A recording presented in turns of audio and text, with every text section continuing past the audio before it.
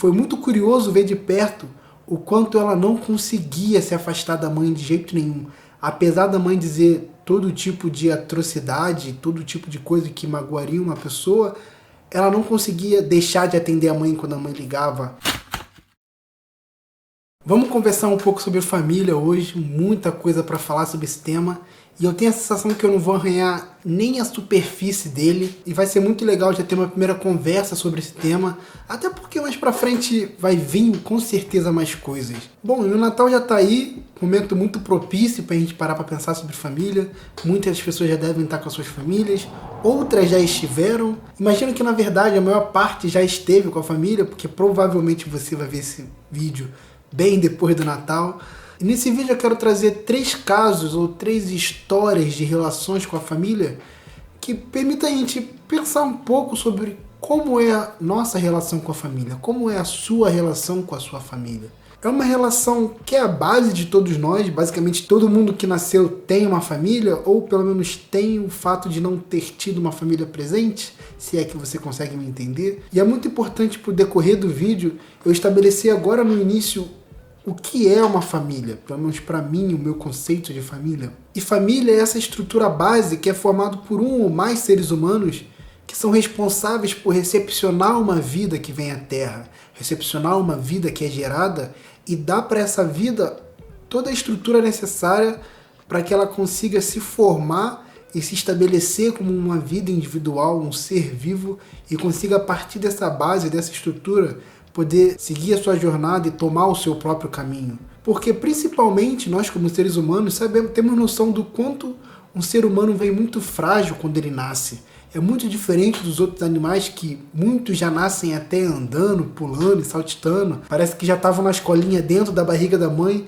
O caso do ser humano é totalmente diferente. Inclusive é muito interessante os motivos pelos quais estudam no porquê o ser humano nasce com essa situação, por causa do tamanho da cabeça e tal, mas são os detalhes que não vamos entrar ao mérito aqui. Vamos ao primeiro caso que eu queria dividir com vocês. É uma situação que eu tenho bem próximo na família, que eu vi de perto uma pessoa se desenvolver nesse tipo de situação, que é basicamente alguém que desesperadamente busca a aprovação dos pais a todo custo, e a pessoa vive nessa frustração de perseguir essa aprovação que ela nunca consegue.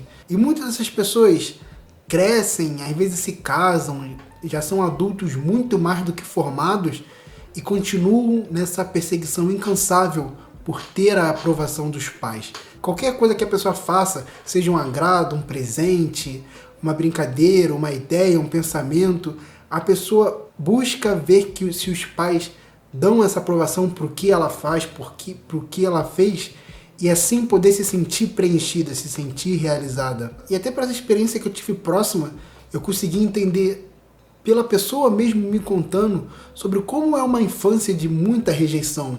No caso dessa pessoa que eu tive contato, é uma pessoa que cresceu nitidamente sob esse julgo de fulano é meu filho preferido, ciclano é o filho preferido do pai, outro é o da mãe, e fica ali no meio perdido, querendo um espaço também, querendo ocupar essa posição, e crescer sem ter esse espaço. E conforme vai crescendo e vai buscando as coisas na vida, vai sempre tentando ganhar essa aprovação dos pais, ganhar essa posição na vida dos pais. Só que da mesma forma que a pessoa vai se transformando e vai crescendo, e a forma que ela vai buscando essa aprovação vai mudando, parece também que a rejeição dos pais vai evoluindo junto de alguma forma. Você vê como dificilmente essa pessoa chega num momento da vida onde ela finalmente consegue essa aprovação. Parece que fica meio que nessa punhetação de eu quero sua aprovação, eu fico tentando através de tudo e eu nunca consigo receber, e eu fico cada vez mais frustrado, eu fico cada vez mais faminto por essa aprovação, e fica nesse ciclo infinito que parece que nunca vai encerrar. E a pessoa que eu tenho contato hoje em dia, depois de muitos anos, começou a ter consciência dessa situação e ainda se sente muito numa luta de conseguir encerrar esse ciclo. Não sei como está a jornada dela. Eu acredito que o primeiro passo é perceber a situação, e com certeza esse passo já foi dado, e eu espero que continue nessa jornada para encontrar essa individualidade, encontrar essa aprovação que busca-se tanto nos pais, nela mesma. E um outro tipo de relação que eu encontro com muita normalidade à minha volta, inclusive esse caso é de uma amiga que eu tenho em particular e que eu acompanhei um processo da vida dela que me fez ver nitidamente essa situação. A pessoa que não consegue cortar o cordão umbilical. Isso ficou muito nítido para mim na vida dela, porque ela estava num processo de mudança, onde ela viveu a vida toda com a mãe, e depois de uma briga, cansada da situação, resolveu ir morar sozinha, e ir ter o espaço, ir ser dona de si de certa forma. E eu que acompanhei esse processo da mudança, eu tive a impressão de que ela iria se afastar da mãe e começar a encontrar quem ela era mesmo, e depois reencontraria a mãe mais pra frente no futuro, sendo mais um ser humano individual, dono de si. E foi muito curioso ver de perto o quanto ela não conseguia se afastar da mãe de jeito nenhum. Apesar da mãe dizer todo tipo de atrocidade, todo tipo de coisa que magoaria uma pessoa, ela não conseguia deixar de atender a mãe quando a mãe ligava, deixar de responder uma mensagem da mãe. Era um tipo de contato que você via uma dependência emocional muito forte, no nível de, se a mãe mandasse uma mensagem, ela tinha que responder muito na hora. E não porque a mãe botava uma pressão nela para responder, mas ela se colocava essa pressão. Ela sentia essa necessidade de, se a mãe ligar, atender o mais rápido possível. Se não atender, assim que possível, já liga de volta. E muitas das vezes esses contatos não eram para resolver alguma coisa em particular, era simplesmente para conversar, simplesmente para às vezes ser de alguma forma criticado. E eu identifiquei o quanto essa crítica é uma parte importante nesse tipo de relação, porque é como se a pessoa não se sentisse capaz de estar por ela mesma, ficar em pé por si mesmo. A pessoa tinha que estar próximo da mãe ou do pai para ter essa sensação de segurança, porque certamente ouviu a vida toda sobre o quanto não é capaz, o quanto não faz nada direito, o quanto não consegue fazer as coisas, e não conseguia se afastar por justamente ter essa sombra na cabeça o tempo todo dessas coisas que vive ouvindo, e cria essa dependência emocional de alguma forma que faz com que a pessoa fique sempre buscando a presença dos pais para não ter que se sentir nesse escuro da insegurança da vida adulta. Nem todo desse tipo de relação é baseado só em crítica, muitas têm um contato próximo de quase amizade. Eu imagino que alguém pode chegar a dizer, tipo assim, pô, mas eu sou muito amigo da minha mãe, do meu pai, eu não tenho motivo nenhum para estar longe deles.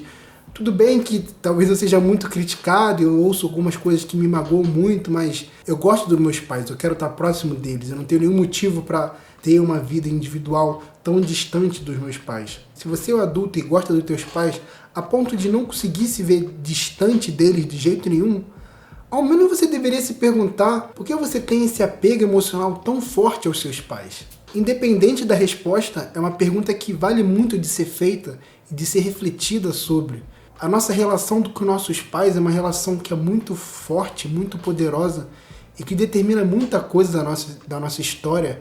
E vale a pena ser vasculhado, vale a pena ser um tópico de meditação recorrente em nós mesmos. Eu vejo o quanto você consegue conhecer de si através da relação que você tem com seus pais. Ela determina fortemente a relação que você tem com o mundo todo à sua volta. E o outro tipo de relação que eu queria trazer para poder pensar com vocês é o tipo de relação da pessoa que sempre teve liberdade para fazer tudo o que queria e ser o que queria com os pais.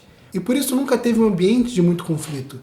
A ponto da gente olhar a relação da pessoa e ver como ela se dá bem com os pais, não tem aquela coisa do pai estar em cima, vigiando, aquela pressão. A pessoa está sempre muito solta, muita vontade. E a gente chega a ter a impressão de que é uma relação saudável. Em alguns aspectos tem um nível de saudável, como toda relação, se você olhar com atenção. Mas tem um aspecto dessa relação em particular que me chama muita atenção. O quanto essa pessoa se sente tão confortável com os pais, por ter a liberdade de fazer o que quer, que essa pessoa simplesmente não tem motivação nenhuma para ir para longe. Ela gosta dos pais, ela se sente bem com os pais, não tem por que ir buscar seu próprio caminho, até porque hoje é mais difícil economicamente você ir traçar essa vida de morar sozinho e construir a sua própria parada. Se eu tivesse na posição dessas pessoas, eu teria adiado muito mais a minha decisão de morar sozinho. E entendendo essa posição que essa pessoa se encontra, eu fico sempre refletindo sobre o quanto essa pessoa não teve a sua ambição broxada, de certa forma, por nunca ter tido um mínimo de pressão dentro de casa, a ponto que faça ela sentir que, por mais que ela nasceu ali, ela é muito amada ali, ela tem que buscar o espaço dela, ela tem que ir construir a própria história. E eu vejo que falta esse impulso nessa vida dessa pessoa. E eu quero saber de vocês, qual desses casos vocês se identificaram mais? Ou se dos casos que eu citei, nenhum tem muito a ver com a tua relação, com a sua família, conta aí nos comentários pra gente esticar um pouco mais essa conversa, que realmente é uma conversa que não dá pra ser resumida num vídeo de 10 minutos.